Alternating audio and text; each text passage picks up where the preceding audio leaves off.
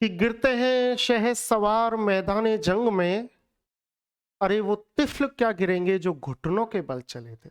नमस्कार मित्रों, मैं अजय शर्मा हिंदी अध्यापक आपके सामने मौजूद हूं एक नए प्रकरण को लेकर जिसका नाम है समास।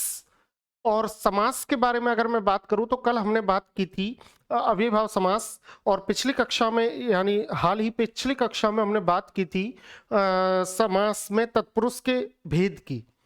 आज हम आगे बढ़ते हुए तत्पुरुष के दो उपभेद कर्मधारय समास और द्विगु समास, इन दोनों समासों के बारे में बात कर लेते हैं। देखिए, होली का त्योहार है और आप सभी को भी क्वालिटी एजुकेशन परिवार की तरफ से बहुत बहुत बधाइयां, बहुत बहुत शुभकामनाएं। होली खेलिए और होली पर जो ये प्रेम का रंग है ये आप पर अवश्य चढ़े, ये मेरी भी शुभकामना है। ये ईश्वर से दुआ है कि आप पर प्रेम का रंग अवश्य चढ़े। पशु में और मनुष्य में कोई अंतर नहीं है। एक अंतर है तो वो है केवल एक मुस्कान का, एक हंसी का। कोई भी जानवर हंस नहीं सकता, लेकिन एक मनुष्य हंस सकता है। ये उसे वरदान है कि वो हंस सकता है, और हर हंसी के पीछे एक खुशी छिपी हुई है, और हर खुशी के पीछे एक प्रेम छिपा हुआ होता है। तो ये प्रेम का रंग इस बार आप पर अवश्य चढ़े, ये मेरी शुभकामनाएं हैं। एक किस्सा भी मुझे याद आता है कि टॉपिक शुरू करने से पहले मैं 4 पंक्ति सुना देता हूं आपको इस पर कि किस्सा क्या याद आता है। देखो, मैं सुनाता हूं।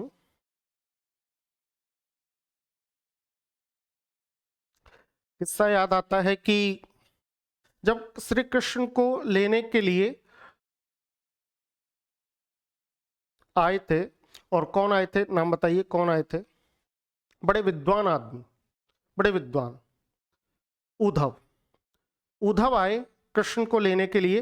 कंस के द्वारा उद्धव को भेजा गया था कि किसी भी प्रकार से बहला फुसला करके श्री कृष्ण को या कृष्ण को कहां ले आओ, अपने राज में ले आओ। यहां हम छल कपट के साथ उसकी मौत को निश्चित करेंगे, उसे मृत्यु दंड देंगे।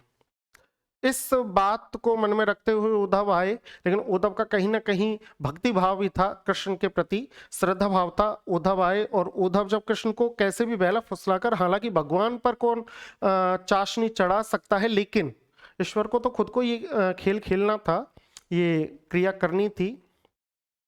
इसलिए श्री कृष्ण उसके साथ जाने के लिए राजी हो गए और जाने लगे। तो जैसे ही आगे बढ़ने लगे तो उद्धव ने कहा, या कृष्ण ने कहा कि उद्धव रुको, चल तो हम रहे, मैं तुम्हारे साथ अवश्य चलूंगा, लेकिन यहाँ कुछ गोपिकाएं हैं, वो गोपिकाएं मुझसे बड़ा प्रेम करती हैं। तो अगर तुम कहो तो, या फिर तुम क्षण भर के लिए रुको, कुछ देर के लिए रुको, मैं उन गोपिकाओं से कुछ संदेश दे आऊं, उन गोपिकाओं से मिलकर के आ जाता हूं। तो उद्धव कहने लगे अपने ज्ञान के अहंकार में चूर होकर के कि प्रभु आप रुको, आप रुकिए, उन गोपिकाओं को संदेश मैं देकर के आता हूं, उन्हें योग सिखा करके आता हूं, उन्हें भक्ति सिखा करके आता हूं, उन्हें सिखा करके आता हूं कि ये मानव से प्रेम करने की बजाय ईश्वर से प्रेम करूं। तो कृष्ण भगवान मन ही मन में मुस्कुरा दिए, और कृष्ण भगवान मन ही मन में मुस्कुरा करके सोचने लगे कि कितना मूर्ख है कि प्रेम के रंग पर ज्ञान का रंग चढ़ाने जा रहा है। तो देखो, वहीं से 4 पंक्तियां जो कृष्ण भगवान जो कहना चाहते थे उद्धव को, या समझाना चाहते थे, तो 4 पंक्तियां मैं यहाँ पर कहूंगा। अब ध्यान से समझना। होली का रंग है, होली का त्योहार है, इस रंग में घुलें, प्रेम को अपने जीवन में शामिल करें, आध्यात्मिकता को अपने जीवन में शामिल करें और पंक्तियों का आनंद लें। फिर अपन टॉपिक पर आएंगे, प्रकरण पर आएंगे। सुनना कि यमुना, कृष्ण क्या कहते हैं उद्धव से कि यमुना तट को वंशी वट को मन के हट को समझाओगे कैसे। यमुना तट को वंशी वट को मन के हट को समझाओगे कैसे। राधा के नैनों के नीर को मीरा की, कि राधा के नैनों के नीर को मीरा की, पीर को धीर धराओगे कैसे। और अगली 2 पंक्तियां जो कृष्ण भगवान संदेश उद्धव को देना चाहते थे कि कृष्ण के नाम का प्रेम पीयूष पिया है, जिया है यहाँ सबने, कि कृष्ण के नाम का प्रेम पीयूष पिया है, जिया है यहाँ सबने। उधो ये तो बता दो प्रेम के रंग पे ज्ञान का रंग चढ़ाओगे कैसे। उधो ये तो बता दो कि प्रेम के रंग पे ज्ञान का रंग चढ़ाओगे कैसे। हाँ, श्री कृष्ण का यही संदेश था कि प्रेम के रंग पर ज्ञान का रंग नहीं चढ़ सकता, क्योंकि ज्ञान से, बुद्धि से ईश्वर को प्राप्त नहीं किया जा सकता, प्रेम से ईश्वर को प्राप्त किया जा सकता है। प्रेम से मनुष्य को मनुष्य से जोड़ा जा सकता है, प्रेम से ईश्वर को प्राप्त किया जा सकता है। ज्ञान के बल पर केवल आप अहंकारी हो सकते हैं, लेकिन ईश्वर तक नहीं पहुंच सकते। ईश्वर तक पहुंचने का जो सबसे सरल मार्ग है वो है प्रेम। तो प्रेम करते रहिए, हर जीव के प्रति दया रखिए, मानवता रखिए, मनुष्यता रखिए, इंसानियत रखिए, और अपने मनुष्य होने का, मानव होने का परिचय दीजिए। अब चलते हैं हम अगले अपने प्रकरण पर, जिसका नाम है समास। और समास में आज हम पढ़ने जा रहे हैं कर्मधारय समास।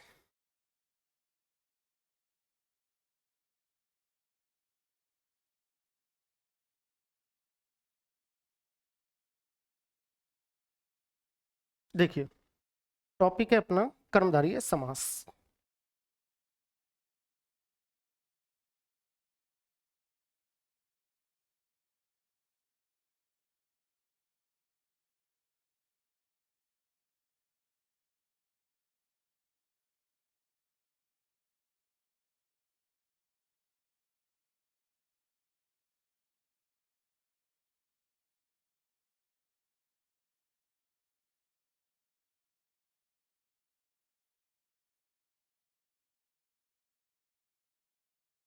कर्मधारय समास।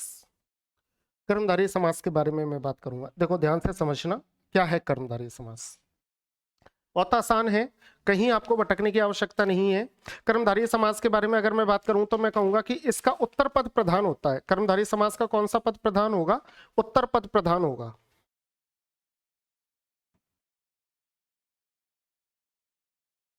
उत्तर पद प्रधान होगा। उत्तर पद प्रधान होगा, क्यों होगा? उत्तर पद प्रधान इसलिए होगा क्योंकि तत्पुरुष समास का ही एक उपभेद है। तो यहां पर मैं लिख देता हूं,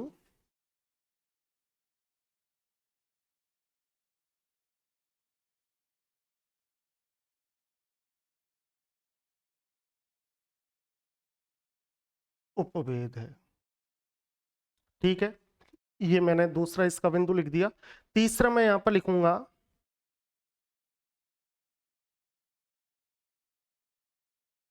कि कर्मधारय समास की पहचान क्या है। देखिए, मैं पूरा टॉपिक नहीं पढ़ा रहा आपको, मैं केवल और केवल यहां पर जो पढ़ाने जा रहा हूं वो आपको ट्रिक के रूप में पढ़ाने जा रहा हूं। देखिए, कर्मधारय समास। कर्मधारय समास दो आधारों पर होता है। कर्मधारय समास कितने आधारों पर होता है? दो। पहला तो किस रूप में? विशेषण विशेष्य के रूप में।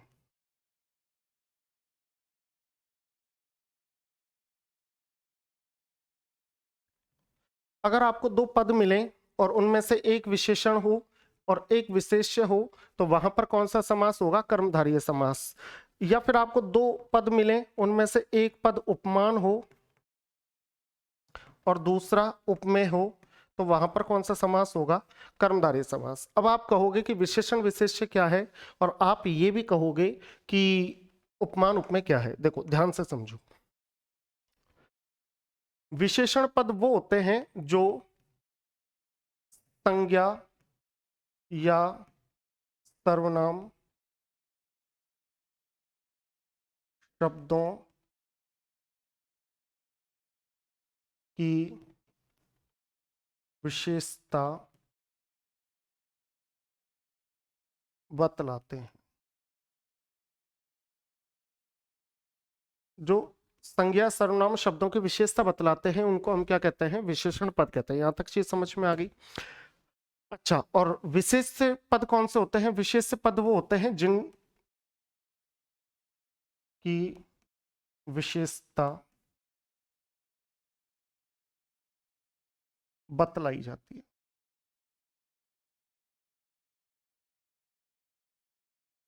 जिनकी क्या बतलाई जाती है भाई, विशेषता बतलाई जाती है। यहाँ तक चीज समझ में आ गई। पहला मैंने क्या लिया, पहला लिया कि जो संज्ञा सर्वनाम शब्दों की विशेषता बतलाते हैं वो तो विशेषण पद होते हैं। दूसरा मैंने कहा कि विशेषण पद कौन से, सॉरी विशेष्य पद कौन से होते हैं, जिनकी विशेषता बतलाई जाती है वो विशेष्य पद होते हैं। बहुत आसान है। देखो जैसे मैंने यहाँ पर एक शब्द लिख दिया, मैंने यहाँ पर लिख दिया काला सांप, काला सांप। अब देखो जो काला सांप है, इसमें जो सांप शब्द है वो तो है विशेष्य। विशेष्य अर्थात यहाँ पर सांप शब्द की क्या बतलाई जा रही है, विशेषता। और जो संज्ञा सर्वनाम शब्दों की विशेषता बतलाते हैं, यहाँ पर पद और लिख लो। अब ये सांप की विशेषता कौन सा पद बतला रहा है, काला, इसलिए ये क्या हो गया, विशेषण। क्योंकि ये किसकी विशेषता बतला रहा है, सांप की, कि सांप कैसा है, सांप काला है। तो यहां तक आपको चीज समझ में आ गई होगी कि जो संज्ञा सर्वनाम शब्दों की विशेषता बतलाते हैं वो तो क्या होते हैं, विशेषण होते हैं, और जिनकी विशेषता बताई जाती है वो विशेष्य होते हैं। अब उपमान उपमेय की अगर बात करें तो अब उपमान उपमेय का सीधा सा अर्थ क्या है, ध्यान से समझना। उपमान उपमेय शब्द वहां पर काम में लिए जाते हैं जहां पर तुलना होती है, किनकी, दो पदों के मध्य। दो पदों के मध्य में क्या होती है, तुलना होती है भाई। दो पदों के मध्य में क्या होती है, तुलना। अब तुलना जब होगी तो उनमें से एक तो कहलाएगा उपमान और दूसरा कहलाएगा, दूसरा पद कहलाएगा उपमेय। एक पद तो क्या कहलाएगा, उपमान, और दूसरा पद क्या कहलाएगा, उपमेय। क्या कहलाएगा, उपमेय। अब उपमान कौन है और उपमेय कौन है, ध्यान रखना। जिससे तुलना की जाती है, जिससे तुलना की जाती है वो तो क्या होता है, उपमान। अर्थात गुण अधिक होते हैं जिसमें, जिसमें गुण अधिक होते हैं, किसी ना किसी गुण को मद्देनजर रखते हुए तो तुलना होगी होगी। और उपमेय कौन होता है, उपमेय होता है जिसकी तुलना की जाती है, जिसकी तुलना की जाती है। अब आप कहोगे जिसकी तुलना की जाती है, हमारे तो कुछ समझ में नहीं बैठा भाई, समझ में बैठेगा। देखो यहां पर मैं उदाहरण लिख रहा हूं, मैंने लिख दिया चंद्रमुख, ठीक है, बहुत आसान शब्द के माध्यम से समझा रहा हूं, चंद्रमुख। अब यहां समझ लेना, दो शब्द हैं, चंद्र और मुख। यहां पर दोनों चीजों की आपस में तुलना हो रही है, या तो मुख चंद्रमा जैसा है या चंद्रमा मुख जैसा है। अब कौन क्या है, कौन क्या है, देखो चंद्रमुख। अब चंद्रमा के समान मुख होना चाहिए, क्योंकि देखो चंद्रमा की तुलना, बड़ी चीज की तुलना तो छोटी से होती नहीं है, छोटी चीज की तुलना हमेशा बड़ी से होती है।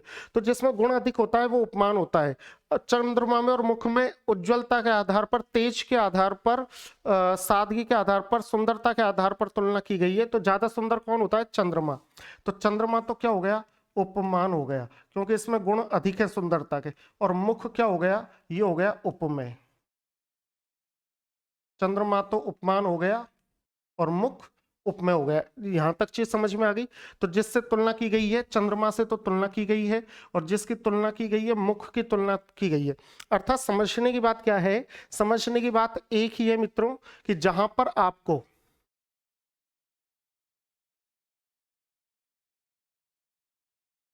जहां पर आपको ध्यान से समझना, जहां पर आपको क्या हो जाए, या तो उपमान उपमेय या विशेषण विशेष्य, इनमें से कोई भी मिले, या तो कोई भी उपमान रूप में मिल जाए या विशेषण विशेष का जोड़ा मिल जाए, तो ये पहचान है, किसकी पहचान है, तो पहचान है कर्मधारय समास की। अर्थात दो पद ऐसे मिल जाए जिनकी पहचान होना, पहचान, पहचान क्या है कि या तो दो पद ऐसे मिल जाए जो आपस में क्या हो, विशेषण विशेष्य हो, या फिर आपस में क्या हो, उपमान उपमेय हो। यहां तक चीज समझ में आ गई। लेकिन अभी ये ट्रिक नहीं है। ट्रिक क्या है, अब समझो। ट्रिक एक छोटी सी चीज है, ट्रिक क्या है? ट्रिक है कि पदों का विग्रह करते समय, पदों का विग्रह करते समय आपके सामने कितनी चीजें आ जानी चाहिए? 3 चीजें आ जानी चाहिए, यानी 3 प्रकार के शब्दांश आ जाने चाहिए। वो शब्दांश कौन कौन से हैं? पहले तो मैं इसको हटा देता हूं, इसको हटा देता हूं, उत्तर पद प्रधान, और इस उत्तर पद प्रधान को यहां पर ले गया मैं। ठीक है भाई, ये हो गया उत्तर पद प्रधान। ठीक है, पदों का विग्रह करते समय, पदों का विग्रह करते समय 3 शब्दांश, यानी 2 शब्दों को अलग अलग करते समय, शब्दों का विग्रह करते समय अगर 3 शब्द मध्य में आ सकते हैं तो आंख बंद करके आप उसमें कर्मधारय लगा दोगे। देखो, पहला शब्द तो क्या है जो। अगर 2 शब्दों को तोड़ते समय है जो आ जाए, 2 शब्दों को तोड़ते समय क्या आ जाए? है जो, तो आपको क्या कर देना है? आंख बंद करके उसमें कर्मधारय समास लगा देना है। अगर उसमें आपके है जो ना आकर के समान आ जाए, क्या आ जाए? के समान। अगर 2 शब्दों को अलग करते समय या तो है जो आ जाए या फिर क्या आ जाए? के समान, तो भी आपको आंख बंद करके क्या कर देना है? कर्मधारय समास। या तीसरी ट्रिक है कि रूपी शब्द का प्रयोग हो जाए। कौन से शब्द का प्रयोग हो जाए? दोनों पदों के मध्य में रूपी शब्द का। तो 3 कौन कौन से हो गए? है जो, के समान और रूपी। अब मैं यहां शब्द भी लिखूंगा, ऐसे नहीं छोड़ूंगा, शब्द भी लिखूंगा। देखो, शब्द, तीनों के उदाहरण भी दूंगा, तीनों के उदाहरण दूंगा। मैंने एक तो लिख दिया, एक शब्द तो लिख दिया, बहुत आसान शब्द लिख देता हूं, महात्मा ही लिख दिया।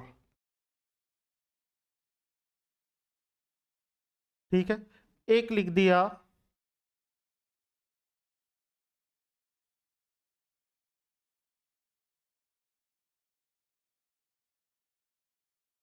चंद्रमुख, अधर पल्लव, कुछ भी, कर कमल, कुछ भी।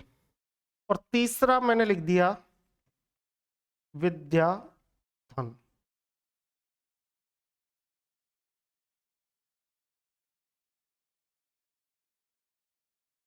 विद्याधन। अब देखो, इनको तोड़ेंगे, अब तोड़ेंगे तो बताओ इनका क्या बनेगा?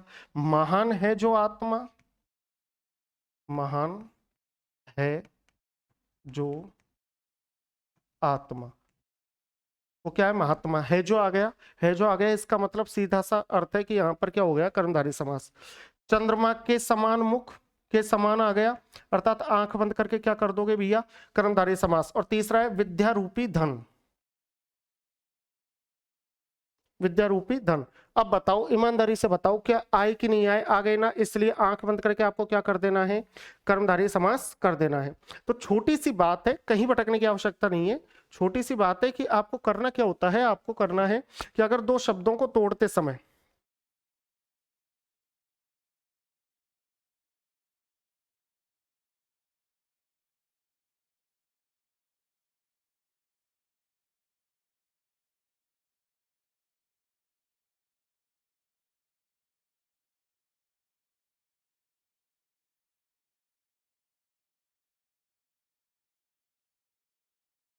देखो ध्यान से समझना कि क्या कह रहा था मैं। हाँ, मैं कह रहा था, कहाँ था, कि कर्मधारय समास। कर्मधारय समास के बारे में मैं क्या बताने जा रहा था? कर्मधारय समास की पहचान क्या है? सबसे पहले तो सुनो, या तो इसके पद उपमान रूप में मिलेंगे या विशेषण विशेष से मिलेंगे। ये एक तो इसकी पहचान है। दूसरी पहचान क्या है? कि शब्दों को, अगर आपको कुछ भी नहीं आता तो शब्दों को तोड़कर देख लो। अगर शब्दों को तोड़ने के बीच में 3 प्रकार के शब्दांश शामिल हो सकते हैं तो आंख बंद करके उसमें कर्मधारय समास लगा देना। हालांकि कर्मधारय समास के बहुत सारे उदाहरण, असंख्य उदाहरण उसमें भी चले जाते हैं, बहुब्री में भी चले जाते हैं, लेकिन बहुब्री में जाने से पहले तो वो कर्मधारय समास के तो हैं ही। इसलिए ये 3 शब्दांश कर्मधारय समास की पहचान है। और ये 2 पद, या तो वो उपमान में हो या विशेषण विशेष से हो, ये भी किसकी पहचान है? कर्मधारय समास की पहचान है। उदाहरणों की तरफ चलते हैं। उदाहरणों की तरफ चलते हुए मैं आपको बताना चाहूंगा कि, उदाहरणों की तरफ चलते हुए मैं आपको बताना चाहता हूं कि उदाहरणों के माध्यम से कर्मधारय समास को हम समझने का प्रयत्न करते हैं। देखिए, आ जाइए उदाहरण। उदाहरण यहाँ पर मैंने लिखे, तो उदाहरण में लिखूंगा कि चरम सीमा का पुरुष परमाणु मंदबुद्धि। चरम सीमा,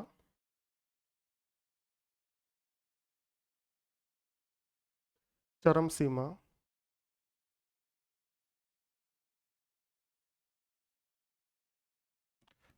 का पुरुष मंदबुद्धि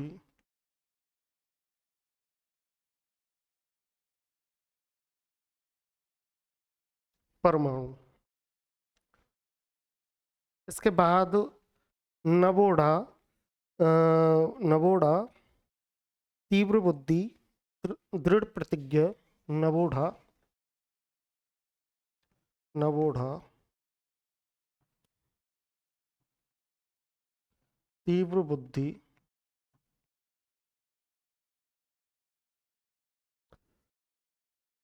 के बाद चरम सीमा। चरम सीमा तो मैंने लिख ही दिया, दृढ़ प्रतिज्ञ।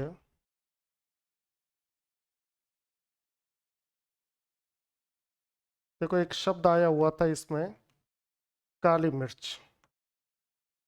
एक शब्द था काली मिर्च। इसके बाद आगे बात करेंगे काली मिर्च। इसके बाद था कि सत्य परामर्श, शुभ आगमन, नवजात। शुभ आगमन,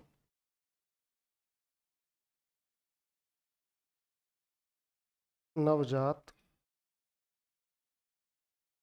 नवजात परम आयु, अल्पेच, परमायु अल्पेच। ठीक है भाई। इसके बाद देखो केस समान वालों का भी नंबर ले लेते हैं। तो केस समान वालों में मैंने लिख दिए, बहुत आसान है, बहुत आसान है, कोई दिक्कत नहीं है। मैंने आपके सामने लिख दिया कि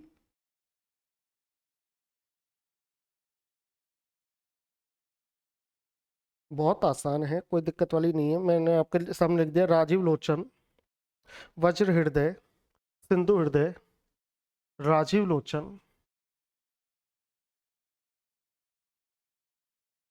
राजीव लोचन,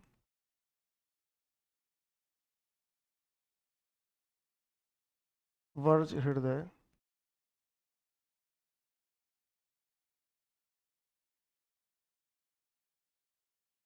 सिंधु हृदय। इसके बाद मैं बात करूंगा कि कुसुम कोमल, मीनाक्षी, चंद्रमुख।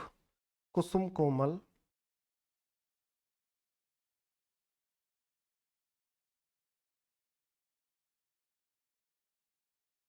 मीनाक्षी,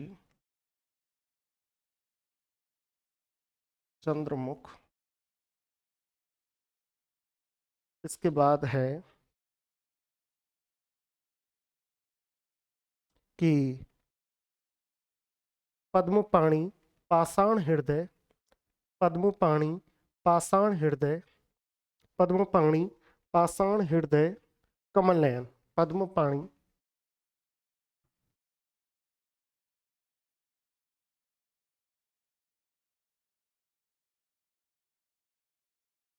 पाषाण हृदय, पद्मपाणि, पाषाण हृदय। इसके बाद आप लिख सकते हो कमलाक्ष,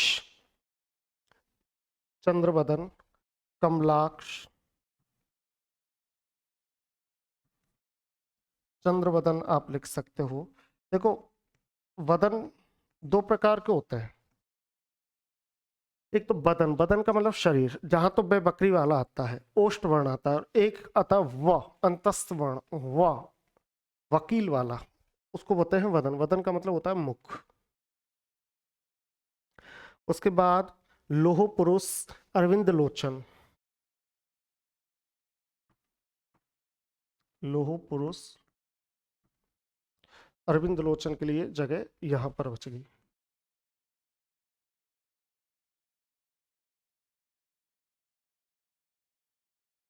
ठीक है। अब आगे चलते हैं, रूपी वाले पे चल लेते हैं।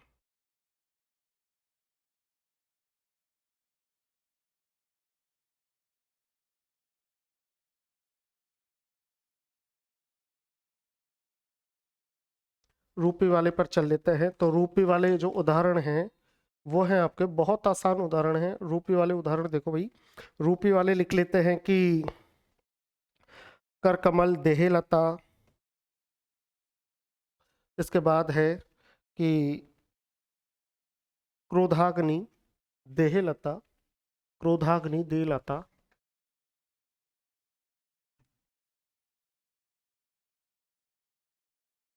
क्रोधाग्नि देहलता,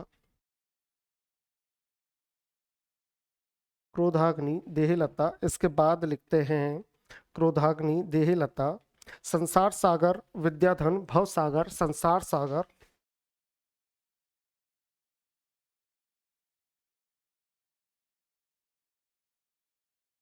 भव सागर, स्त्री रत्न, स्त्री रत्न। उसके बाद हम देख सकते हैं विद्याधन वचनामृत, विद्याधन, विद्याधन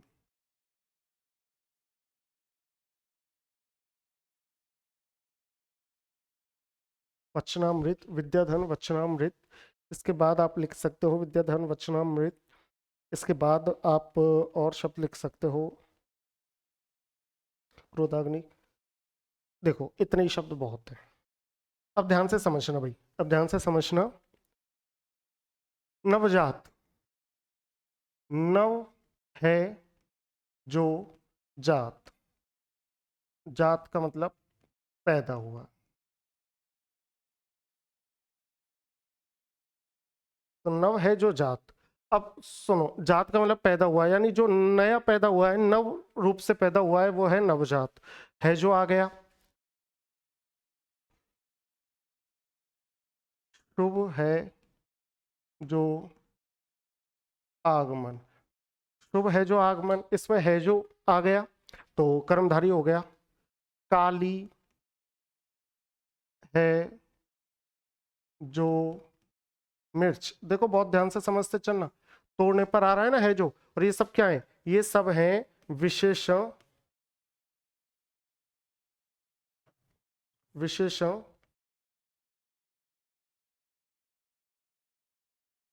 विशेष, विशेषण विशेष, ठीक है। ये सब क्या है, विशेषण विशेष। देखो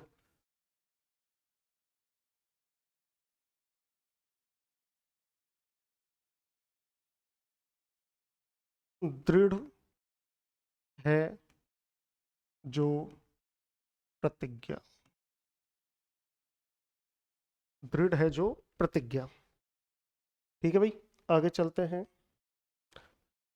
चरम है जो सीमा,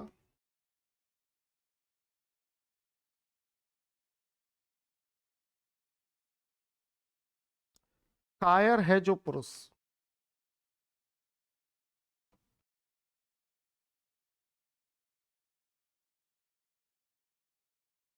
मंद है जो बुद्धि,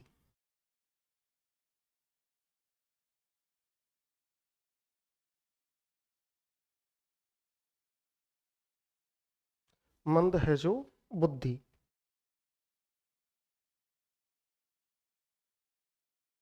मंद है जो बुद्धि। परम है जो अणु, परम है जो अणु। इसके बाद हम लिखेंगे, इसको ऊपर किसका लेते हैं, ये किसका लेते हैं।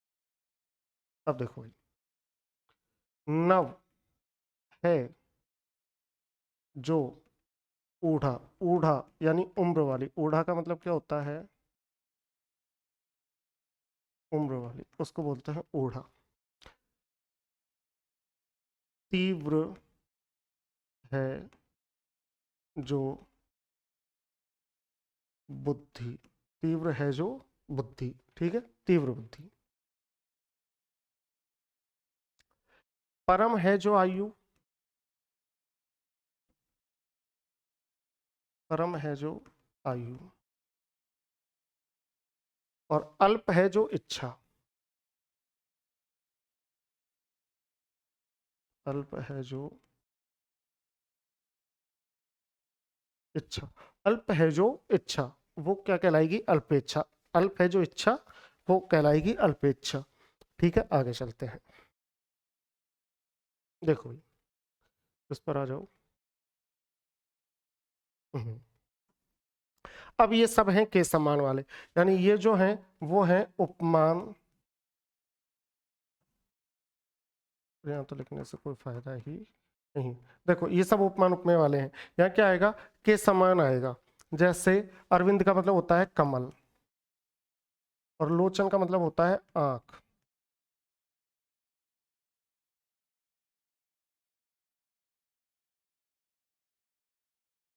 चंद्र के समान मुख,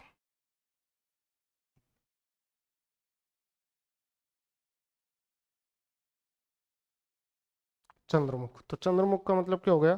चंद्रमुख का मतलब हो गया चंद्रमा के समान जो मुख है उसको हमने क्या कह दिया?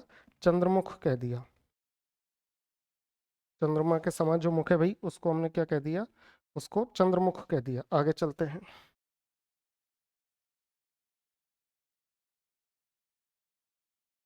मीन के समान अक्ष यानी आंखों वाली,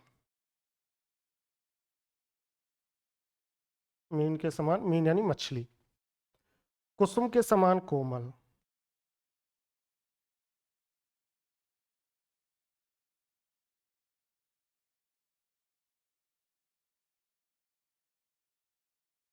राजीव के समान लोचन। राजीव का मतलब भी क्या होता है? कमल।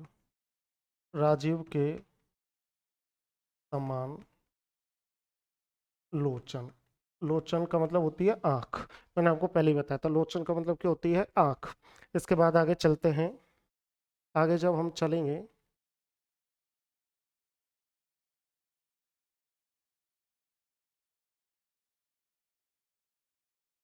तो देखो भाई, वज्र के समान हृदय,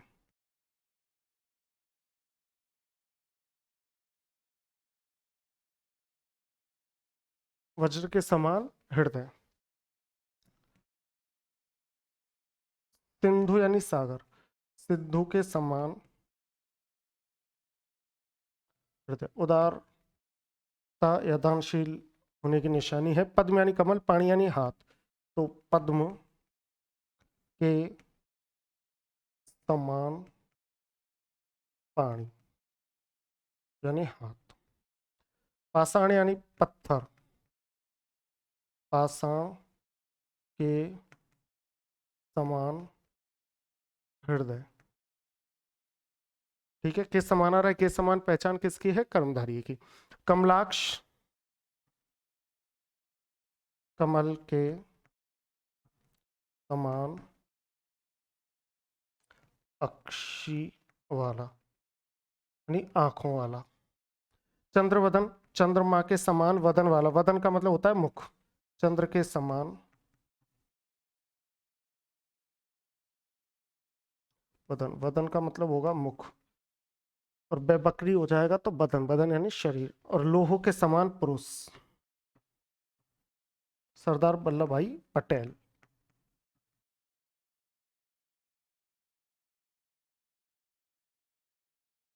ठीक है, ये हो गया आपका के समान वाला। ये तो उपमा रूप में वाला हो गया। और ये आपका कौन सा हो गया? ये हो गया आपका, एक तो हो गया आपका विशेषण विशेष्य वाला, और एक हो गया आपका उपमान उपमेय वाला। अब हम आगे चलते हैं। जब हम आगे चलेंगे तो अब रूपी वाला और मैं आपको बता देता हूं। देखो, विद्या रूपी धन,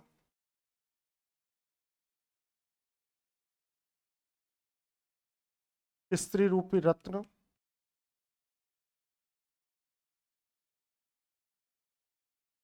भव रूपी सागर,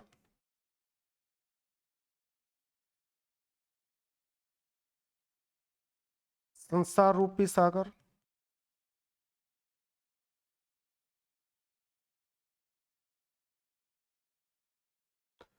क्रोध रूपी अग्नि,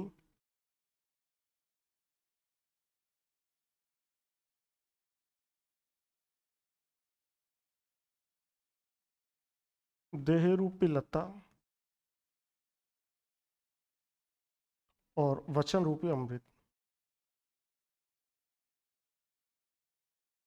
वचन रूपी अमृत नहीं, अमृत रूपी वचन, सॉरी, वचन रूपी अमृत नहीं, अमृत रूपी वचन।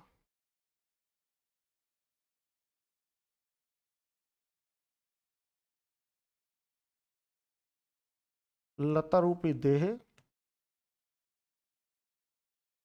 और अमृत रूपी वचन, अमृत रूपी वचन।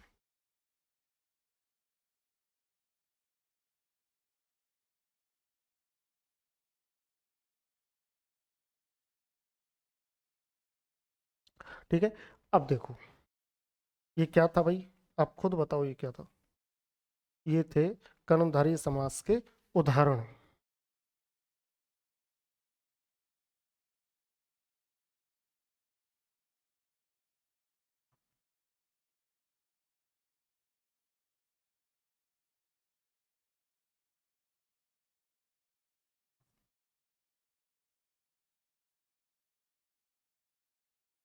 उदाहरण किसके, कर्मधारय समास के उदाहरण इसके लिए हैं ये।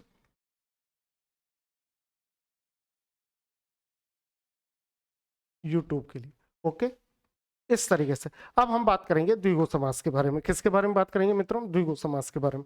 भटकने की बिल्कुल आवश्यकता नहीं है, कहीं जाने की आवश्यकता नहीं है, मैं यही हूं, मैं यही हूं, बिल्कुल टेंशन लेने की कोई आवश्यकता नहीं है। अब आ जाते हैं अपन किस पर, द्विगु समास पर। किस पर आ जाते हैं, द्विगु समास पर। देखो आ जाओ,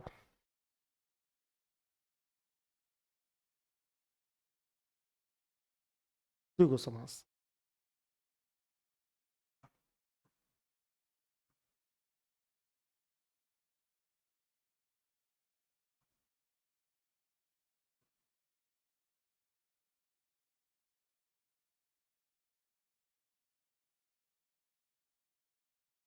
द्विगु, ये हो गया द्विगु समास।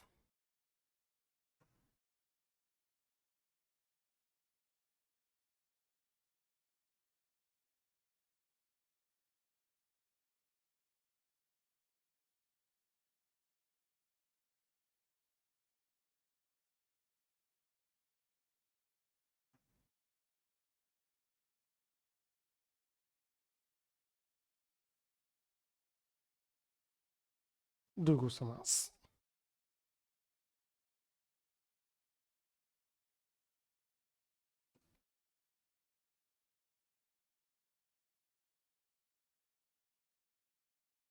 ये देखो द्विगु समास। ठीक है मित्रों, द्विगु समास। अब द्विगु समास के बारे में मैं क्या कहूंगा, द्विगु समास के बारे में पहली चीज समझना, बहुत ध्यान से समझना, बार बार इतनी कीमती चीजें कि इस ये मिल गया द्वि, ये क्या मिल गया, द्वि। द्वि, द्वि क्या है, एक तो पूर्व पद है और फिर क्या है वो, संख्यावाची। ठीक है, ये द्वि क्या है भाई, ये द्वि है पहला पद संख्यावाची। ठीक है, यहां तक चीज समझ में आ गई, पहला पद संख्यावाची। अच्छा, पहला पद संख्यावाची है। दूसरा, इसके बारे में मैं बात करूंगा कि इसका भी तत्पुरुष समास की तरह द्वितीय या उत्तर पद प्रधान है। और इसका द्वितीय पद प्रधान क्यों है, क्योंकि ये तत्पुरुष समास का ही क्या है, उपभेद है। इसके बारे में एक बात और करूंगा कि उपभेद है, किसका है, तत्पुरुष समास का। किसका उपभेद है भाई, तत्पुरुष समास का उपभेद है। ठीक है, यहाँ तक चीज क्लियर आ गई। इसका पहला पद क्या मिलेगा, संख्यावाची मिलेगा। इसमें सबसे बड़ी बात, ध्यान रखने वाली बात क्या है कि इसका विग्रह करते समय पदों के मध्य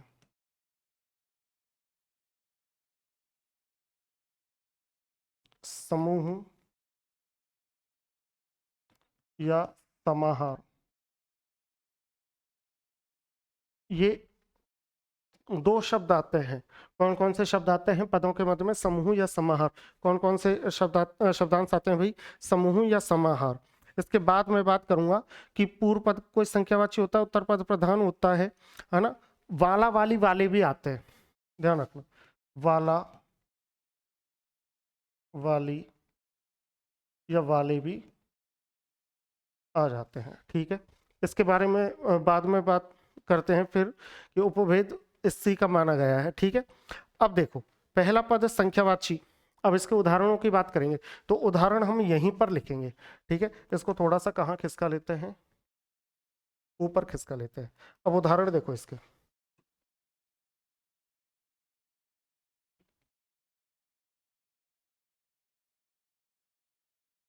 उदाहरण देखो, तो उदाहरण है ये इसके, अठकोना, अठकोना अष्टधातु अष्टाध्यायी, यहां तक लिखना है, यहां तक लिखने हैं। इसको खिसका लेते हैं ऊपर,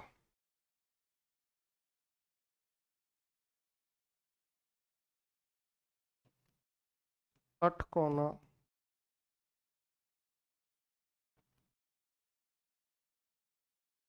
अष्टाध्यायी,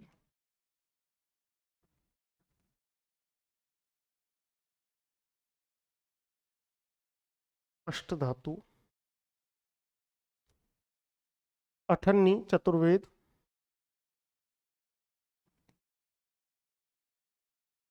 अठन्नी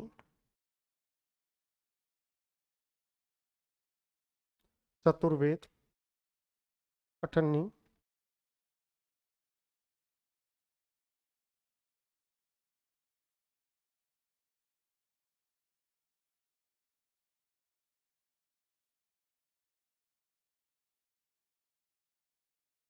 चतुर्वेद। इसके बाद लिखेंगे नवरात्र चौराहा, नवरात्र चौराहा दुधारी,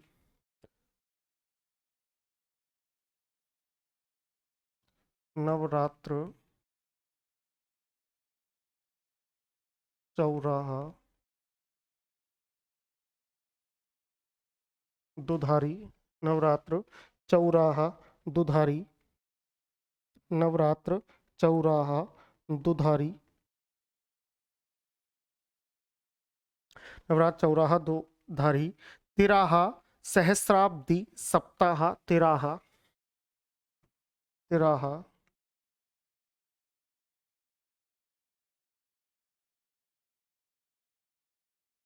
सहस्राब्दी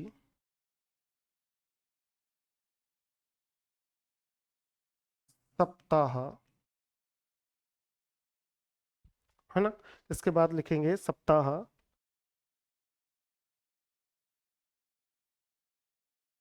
इसके बाद है छमाही चारपाई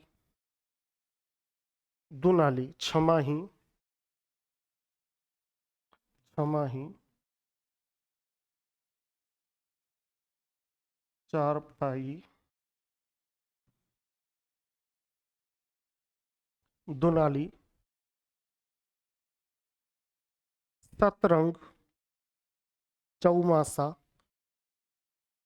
सतरंग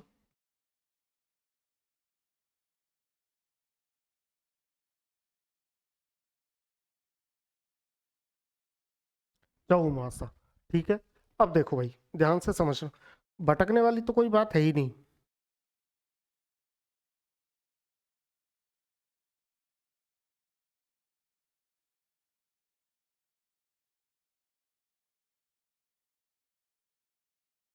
भटकने वाली कोई बात है ही नहीं। देखो कैसे, अटकोना, आठ कोनों वाला, आठ कोनों वाला या आठ कोने वाला, अष्टाध्यायी आठ अध्यायों वाली या आठ अध्यायों का समाहार, अष्ट धातु, अष्ट धातुओं या आठ धातुओं से निर्मित,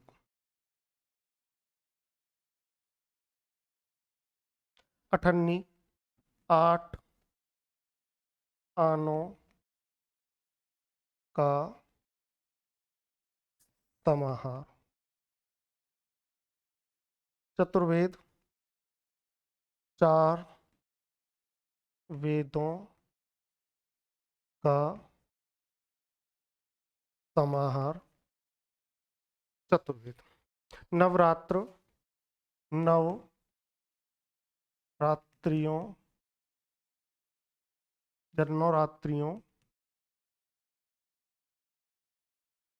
का समाहार। चौराहा 4 राहों का समाहार। ठीक है। दुधारी 2 धार वाली। अब यहाँ इसमें समझने की बात क्या है कि खैर बताऊंगा। तिराहा 3 राहों का समाहार। सहस्र यानी हजारों अब्दों का समाहार। सहस्र का मतलब होता है हजार। सप्ताह 7 अहनों यानी दिनों। अहन का मतलब होता है दिन का समाहार। है माहों का समाहार। वैसे इसमें देखो छमाही में 6 माह नहीं होते, 5 महीने और कुछ दिन यानी 6.25 महीने होते हैं, है ना। तो ये ध्यान रखना, 6.25 महीने।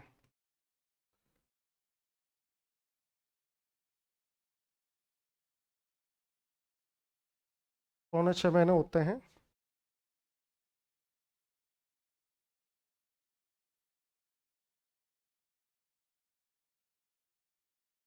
पौने 6 महीने। 4 पाई 4 पायों वाली। दुनाली 2 नाल वाली। शतरंग 7 रंगों का समाहार। और सतरंगी होता तो 7 रंगों वाला। चौमासा 4 मासों, मास यानी महीना, का समाहार। ठीक है। अब देखो इन सभी में अपन ने द्विगु क्यों माना? इन सभी में हमने द्विगु इसलिए माना क्योंकि देखो अठ अष्ट अष्ट अठ चतुर नव चौ दू ती सहस्त्र सप्त 6 4 दू सत चौ। इन सभी के पहले पद कैसे हैं भैया? इन सभी के जो पहले पद हैं वो संख्यावाची हैं। कैसे हैं? संख्यावाची। इसलिए इनको हमने क्या माना?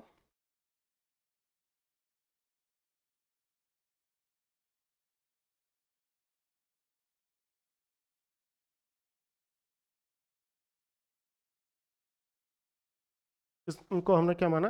द्विगु समास। तो यहाँ पर मैं आपको एक बार फिर से बता देता हूँ कि विग्रह पदों के मध्य में, यानी विग्रह करते समय पदों के मध्य में क्या आएगा? या तो समूह आएगा, समाहार आएगा, या वाला वाली आएगा। उपभेद है। उपभेद किसका है? तत्पुरुष समास का। द्वितीय या उत्तर पद होता है वो इसका क्या होता है? प्रधान होता है। और पूर्व पद कैसा होता है? पूर्व पद होता है संख्यावाची। इसका मतलब होगा गाय। तो द्विगु इसको इसलिए कहा है, 2 गायों का समूह द्विगु कहलाता है। तो ठीक है, इस प्रकार से अब हम आगे बात करेंगे। तो देखो हमारे तत्पुरुष हो गया, कर्मधारी हो गया, द्विगु हो गया, अव्ययीभाव हो गया। अब बच गया द्वंद्व। और द्वंद्व के बाद क्या बच गया? द्वंद्व के बाद आपके बच गया थोड़ा सा बहुब्रीहि समास। ठीक है। तो इसलिए बिल्कुल आपको भटकने की आवश्यकता है ही नहीं। देखो मित्रों, आगे बात करते हैं। जब हम आगे बात करेंगे तो मैं आपसे क्या कहूंगा? मैं आपसे कहूंगा द्वंद्व समास के बारे में। किसके बारे में बात करेंगे हम? द्वंद्व समास के बारे में। बिल्कुल टेंशन लेने की आवश्यकता नहीं है, आज मैं आपको समास कंप्लीट ही करवा के जाऊंगा। और मैं बात कर रहा हूँ द्वंद्व समास के बारे में। द्वंद्व समास के बारे में अगर मैं कहूँ तो मैं आपसे कहूंगा कि द्वंद्व, द्वंद्व का मतलब झगड़ा। एक ट्रिक है कि द्वंद्व का मतलब झगड़ा, और झगड़ा हमेशा किन के मध्य में होगा? दो के मध्य में, अर्थात दोनों ही जो पक्ष है वो बराबर का महत्व रखते हैं, समान महत्व रखते हैं, अर्थात दोनों पद इसके प्रधान होते हैं। अब आ जाओ, इसको समझा देता हूं मैं। द्वंद्व समास को समझा रहा हूं, ध्यान से समझना।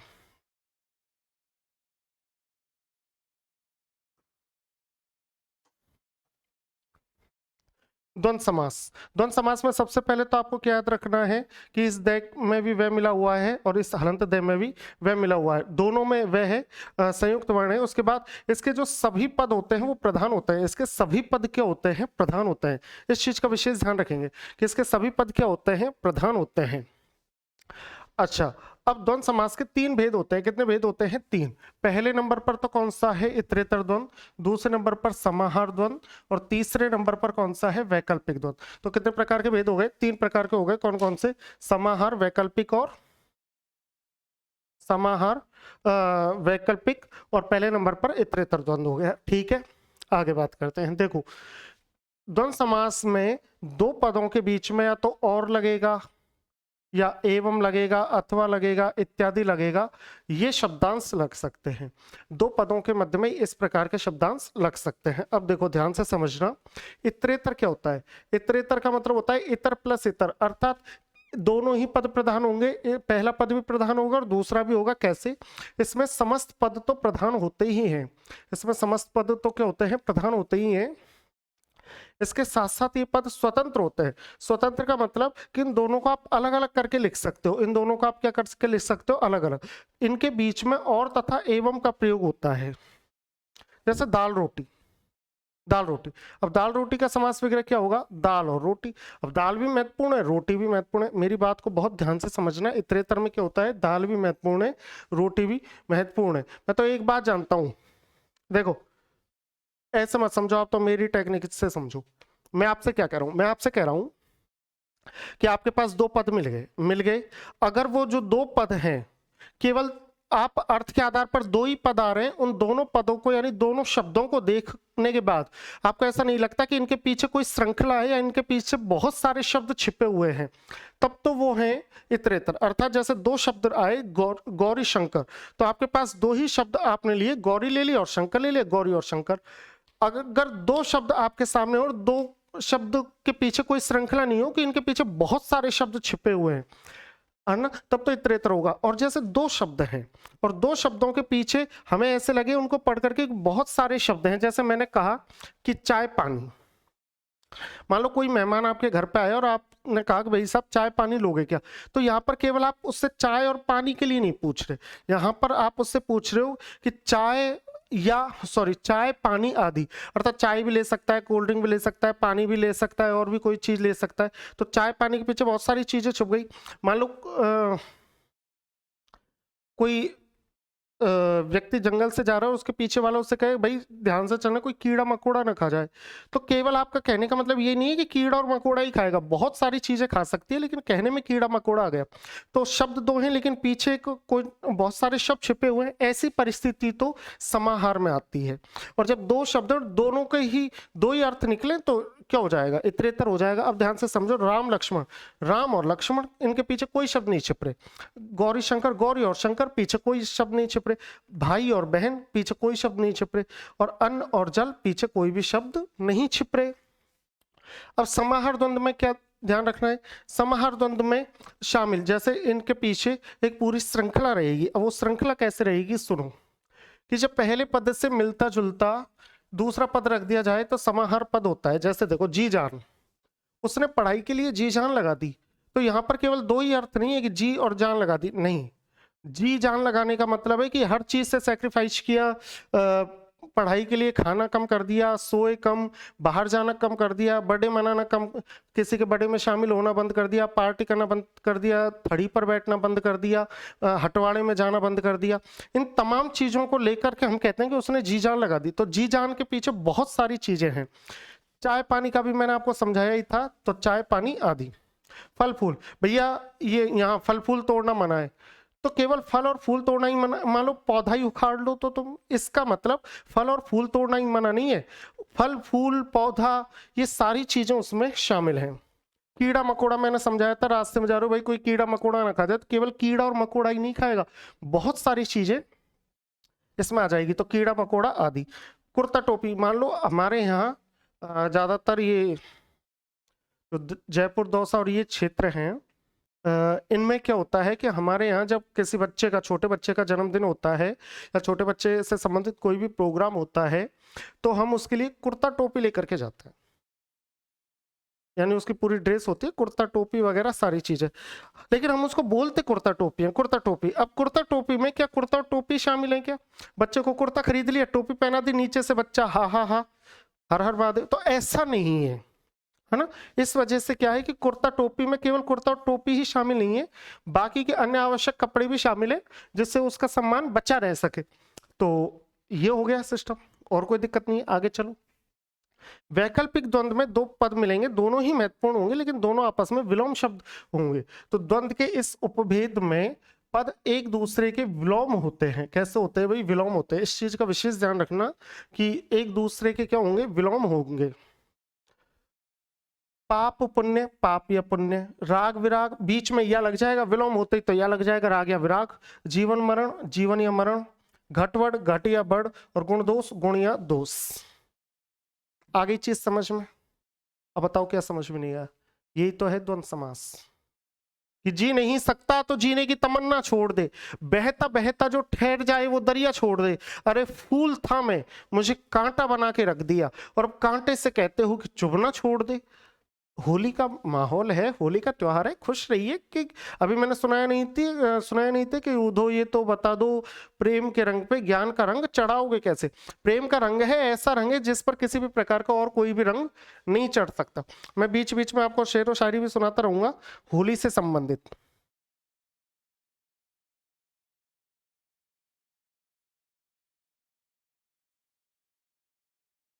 होली से संबंधित शायरी, जैसे देखो, दो लाइन सुनना।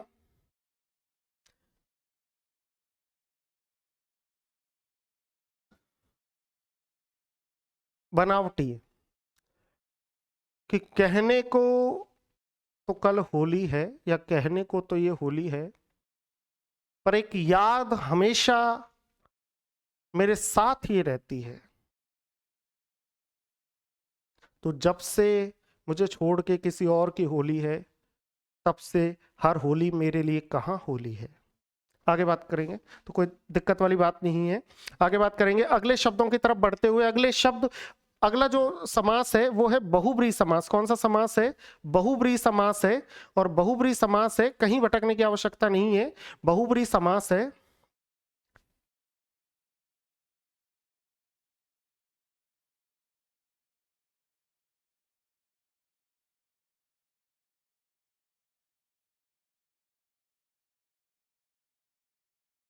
बहुब्रीहि समास है। अब देखो बहुब्रीहि समास के बारे में बात करेंगे। हेलो,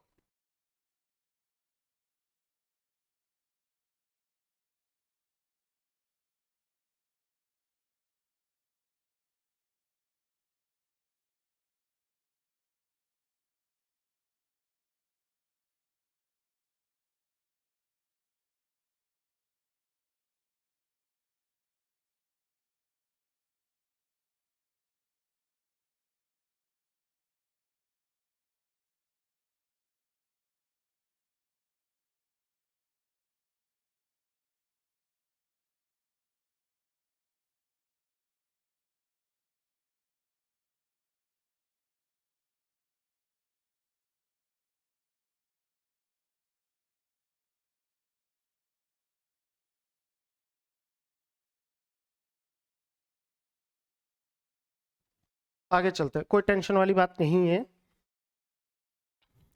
बहुब्रीहि समास के बारे में मैं बात करूंगा। बहुब्रीहि समास, बहुब्रीहि समास इतना शानदार समास है, इतना शानदार समास है कि तुम सोच भी नहीं सकते, इतना शानदार समास है। देखो बहुब्रीहि समास क्या है, अन्य पद इसका प्रधान होता है, तो कोई टेंशन वाली बात नहीं है। देखो कि बहुब्रीहि समास के बारे में मैं बात करूंगा कि सबसे पहले तो देखो, ये तो बेवकील वाला बे है, और सॉरी, ये तो बेबकरी वाला बे है, और ये वह वकील वाला वह है, इस चीज का विशेष ध्यान रखना। अब दूसरा सुनो, अन्य पद ही इसका प्रधान होता है, कोई भी पद प्रधान नहीं होता। इसमें जो भी 1 2 3 कुछ भी पद होते हैं वो प्रधान नहीं होते। तो प्रधान कौन होते हैं?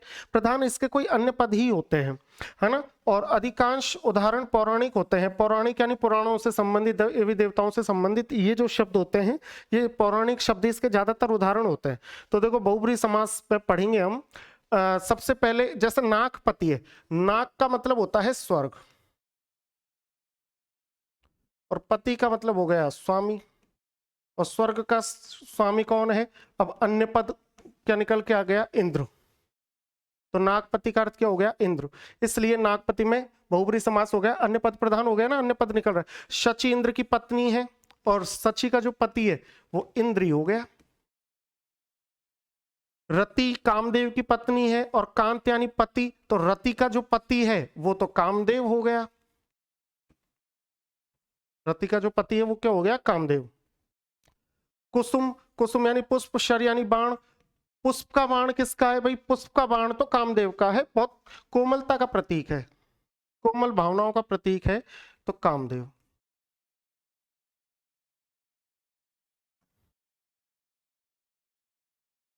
मनसिज, मनसी यानी मन में, जय यानी जन्म लेने वाला। मन में उत्पन्न कौन होता है? कामदेव होता है। मन में जन्म कामदेव लेता है। ठीक है, बताओ अन्य पद प्रधान हो रहे कि नहीं हो रहे? वाक देवी, वाक यानी वाणी, देवी यानी देवी। वाणी की देवी कौन है? मां सरस्वती है।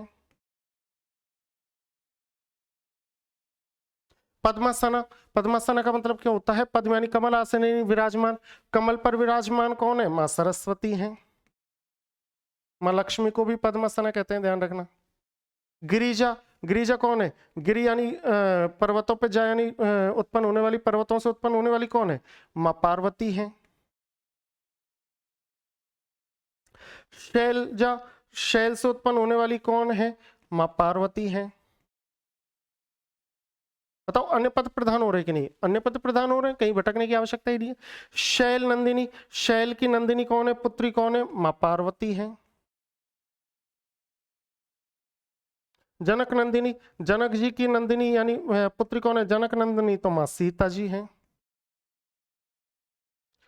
ब्रिज वल्लभ, ब्रिज के जो वल्लभ, वल्लभ यानी स्वामी, ब्रिज के वल्लभ कौन है? भगवान श्री कृष्ण है। ब्रिज वल्लभ बोला जाता है उनको, क्यों बोला जाता है? ब्रिज, क्या कहें, जहां पर ब्रज का नाम आएगा वहां श्री कृष्ण तो आएंगे ही। कि शूल, शूल, शूल पाणी यानी हाथ, हाथ में जिसके शूल है। अब हाथ में त्रिशूल कौन है? महादेव के हैं, तो महादेव। बताओ अन्य पद प्रधान हो गया कि नहीं हो गया? चंद्र चूड़, चूड़ यानी शिखर पर जिसके चंद्रमा है, कौन है? महादेव है, भगवान शंकर। आशुतोष, आशुतोष कौन है? कौन आशुतोष है? आशुतोष का मतलब होता है कि शीघ्र अति प्रसन्न होने वाले कौन है? भगवान शंकर हैं।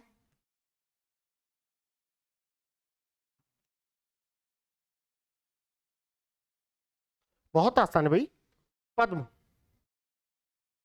पद्मनाभ, पद्म यानी कमल, नाभ यानी नाभि, पद्मनाभ। नाभि में कमल किसके? भगवान विष्णु के। पुंडरीक, पुंडरीक का मतलब होता है कमल, और अक्षी यानी आंख। पुंडरीक के जैसी अक्षी, कमल के जैसी आंख किसकी है? भगवान विष्णु की। वज्र अंग, किसके अंग वज्र के समान है? तो किसके अंग वज्र के समान है भाई? हनुमान जी के जो अंग है वो वज्र के समान है, तो हनुमान जी, हनुमान जी। और महावीर कौन है? हनुमान जी।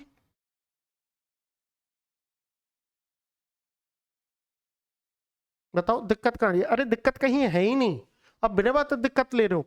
आज मैंने इस समास को कंप्लीट आपको करवा दिया है, दिक्कत लेने की कहीं आवश्यकता ही आपको है ही नहीं, दिक्कत लेने की कहीं आवश्यकता ही नहीं। अब आगे आओ, दशरथ नंदन। अब दशरथ नंदन का मतलब क्या है? बताओ, मुझे बताओ दशरथ नंदन का मतलब क्या है?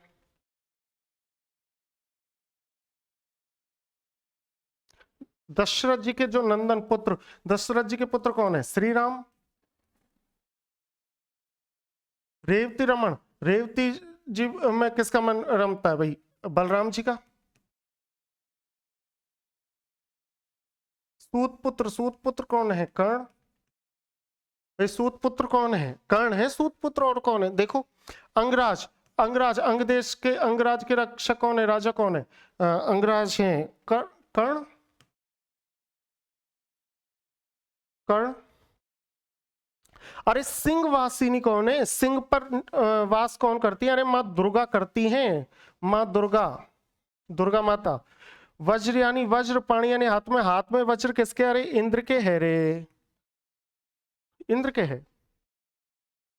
सहस्र यानी हजार, अक्ष यानी आंख, हजार आंखों वाला कौन है? इंद्र है, क्योंकि इंद्र को राजा माना गया है। और राजा, राजा के होती तो दो आंखें, लेकिन वो पूरे राज्य को कैसे संभालता है? मंत्रियों के माध्यम से, सैनिकों के माध्यम से, सिपह सालार के माध्यम से, सिपाहियों के माध्यम से। इन सभी की आंखें भी उसकी आंखें मानी जाती है, हजारों आंखें मानी जाती है राजा। हिमसुता, हिमसुता, हिमसुता कौन है? हिमसुता, जल्दी बताओ हिमसुता कौन है भाई, एक सेकंड के अंदर जल्दी। हिमसुता कौन है? अरे हिम यानी हिमालय, हिमालय से निकली हिम यानी बर्फ। सुतम्मा पार्वती, सुता यानी पुत्री। और चंद्रमौली जिनके मस्तक पर चंद्रमा है, अरे अपने शंकर भगवान। कौन हो गए? शंकर भगवान हो गए। ये मित्रों बहुब्री समास मैंने आपको करवा दिया। अब मैंने आपको समास क्या करवा दिए? कंप्लीट करवा दिए। मैंने आपको समास क्या करवा दिए? कंप्लीट करवा दिए। बिल्कुल भटकने की आवश्यकता नहीं है, समास कंप्लीट करवा दिए, बिल्कुल भटकने की आपको आवश्यकता नहीं है। और देखो होली पर दो पंक्तियों के माध्यम से कुछ कहूंगा फिर जाऊंगा। होली पर है कि फागुन की मस्ती लाई है, ये होली भीगा है, हर लहंगा हर चोली डूबे हैं मस्ती में, आज घूम रही है मस्तानों की टोली। मतलब ये नहीं है, थोड़ा सा देखो अभद्र टाइप है, बढ़िया सा देखने दो। बुरा ना मानो, होली है। बुरा क्यों ना मानेंगे भाई, होली है तो है, इसमें बुरा मानने के बाद।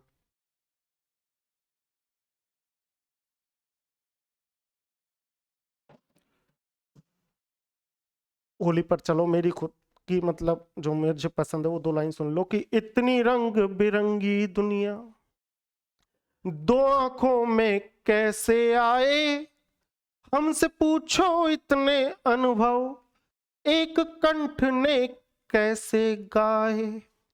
समझना लाइनें कितनी गहरी हैं। देखो कि इतनी रंग बिरंगी दुनिया, इतनी रंग बिरंगी दुनिया दो आंखों में कैसे आए, हमसे पूछो इतने अनुभव एक कंठ ने कैसे गाए। आपको होली की बहुत बहुत शुभकामनाएं मित्रों, और मिलते हैं जल्दी होली की छुट्टियों के बाद, इस अवकाश के बाद फिर से एक बार आपके समक्ष में आऊंगा, आपके सामने हाई कोर्ट के प्रकरणों को लेकर के बेहतरीन तरीके से तैयारी के साथ, बेहतरीन कंटेंट के साथ और बेहतरीन और बहुत महत्वाकांक्षित उम्मीदों के साथ। बहुत बहुत धन्यवाद है, जुड़े रहिए क्वालिटी एजुकेशन से। नमस्कार।